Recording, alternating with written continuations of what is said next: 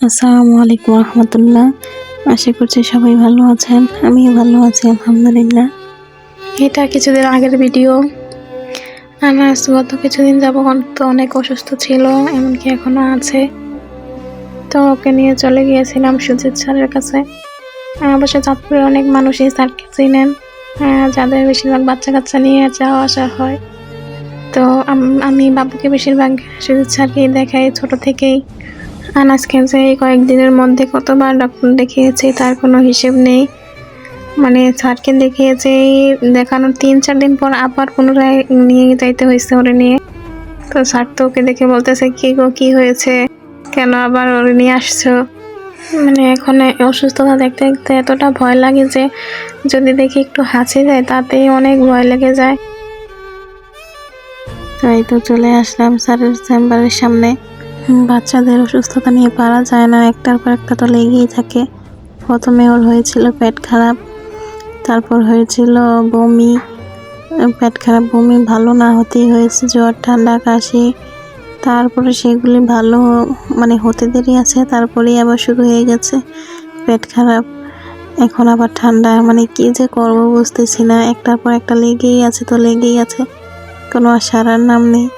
এই তো তারপর ওইখানে গিয়ে চেম্বারে প্রায় 1-1.5 ঘন্টার মতো বসেছিলাম, কিন্তু অনেক টাইম লাগতেছিল। স্যারের কাছে এত সিরিয়াল, মনে হয় যেন সিরিয়াল শেষই হয় না।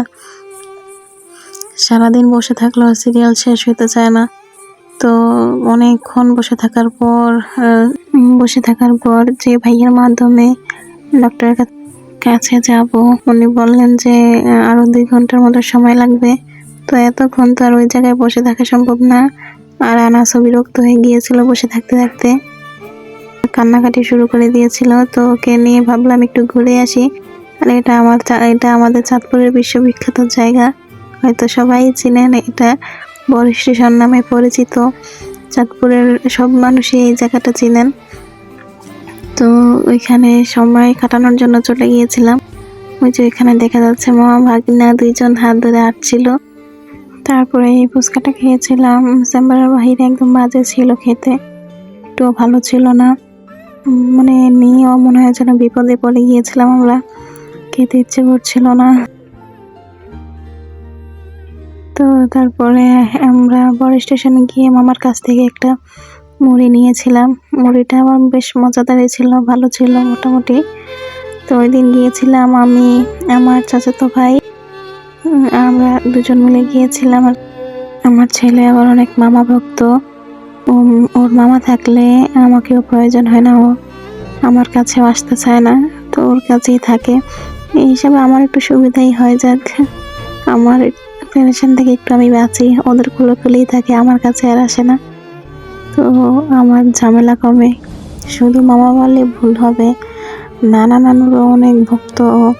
ওর নানার কাছে গেলে যদি আমি হাত পাতি আমার কোলে আসার জন্য, কখনোই আসবে না, আসতেই চায় না। তো তারপরে চলে আসলাম এখানে হাসানারি মাঠের সামনে। চাঁদপুরের সেলিব্রিটি আপু, মোমো আপু, সবাই চিনেন ওনাকে হয়তো, ও আমার ফ্রেন্ড হয় ঈশা। তো ওর সাথে গেলাম, আসার সময় ভাবলাম যে একটু দেখা করে যাই। যাওয়ার সময় দেখি যে ওই স্টলে আছে, তো ভাবলাম একটু দেখা করে যাই ওর সাথে। তো আসছিলাম ঈশার সাথে দেখা করতে, এই যে এখানে আমি বাবুকে নিয়ে বসেছিলাম, আর আমার ভাই ভিডিও করছিল, ওর নাকি ভিডিও করতে অনেক লজ্জা করছিল। তো তারপরও সে করছে। তারপরে এখানে ঈশা মোমো দিল আমাদেরকে খাওয়ার জন্য, ওকে অনেক জোরাজুরি করছিলাম মোমোর বিল নেওয়ার জন্য। বললাম যে এটা তো তোর বিজনেস, তো বাসায় গেলে কখনো বানিয়ে খাওয়াইস, কিন্তু না, সে কিছুতেই টাকা নিবে না, নিলই না, ওখানে সবার সামনে জোরাজুরি করে টাকা দিয়ে দিল। তারপরে বাবুকে ডক্টর দেখিয়ে আসতে আসতে আমাদের রাত হয়ে গিয়েছিল। ডাক্তারের কাছে গেলে এত ভিড় থাকে যে বলার বাহিরে। যে কোনো ডাক্তারের কাছে গেলেই দেখা যায় এত মানুষ, মনে হয় যেন সব মানুষ এখানে এসে পড়েছে, এরকম মনে হয়। তারপর আসার সময় ফার্মেসিতে গিয়ে বাবুর যে ওষুধগুলি দিয়েছিল ওগুলি সব নিয়ে নিয়েছিলাম।